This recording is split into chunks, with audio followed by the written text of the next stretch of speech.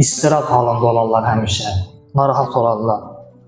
Quran buyurur ki, yəhsəbunə kullə sayhatin aleyhim. Hər bir səs-küyün onlara qarşı olduğunu düşünərlər.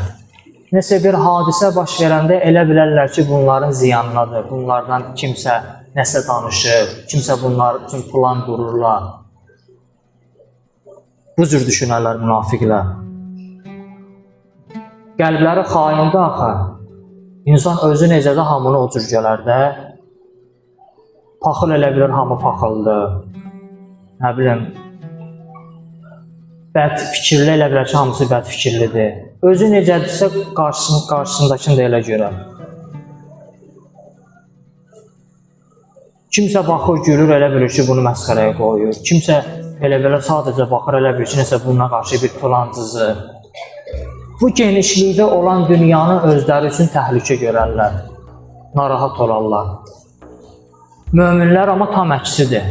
Baxın Kərbəlaya, xanım Zeynəb salamullahi əleyhaya. Durub Yezidin qarşısında Yezid'e xütbə oxuyur xanım Zeynəb. Qəlbi rahat, aram, heç bir istirab yox, qorxu yox. Amma Yezid əyləşib taxta oturub orada bədəni titriyir, əsir bədəni. Qəlbində istirab var, qəlbində narahatsızlıq var, aramlıq yoxdur qəlbində. Danışa da bilmir, dili də topuğu vurur. Amma xanım Zeynəb salamullahi əleyha natiq, nitqi ilə tanınırdı ki, bu Həzrət Əli əleyhissalamın qızıdır. Qəlbi o qədər aram idi. İbn Ziyad deyir, gördün Kərbalada Allah neynədi?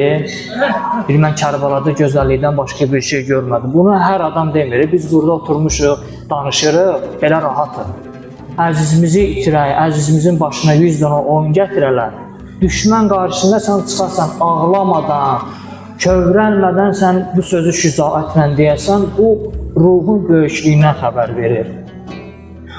Sən o qədər böyük ruhlu olasan ki, sən çıxasan düşmənin qarşısında bu sözü deyəsən, özü də qadın olasan, xanım olasan.